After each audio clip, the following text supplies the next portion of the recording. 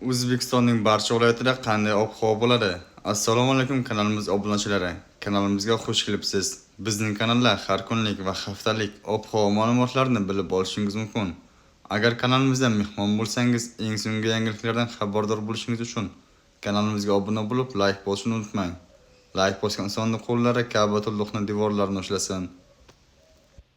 O'zgidromet markazi 25, 26 va 27-iyun kungi ob-havo prognozini e'lon qildi.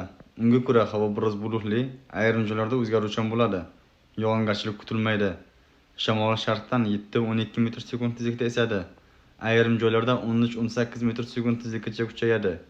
25 va 26-iyunda respublikamizning shimoliy hamda cho'l hududlarida 20-22 metr/s tezlikgacha kuchayishi, chang to'zonlar bilan kuzatilishi mumkin.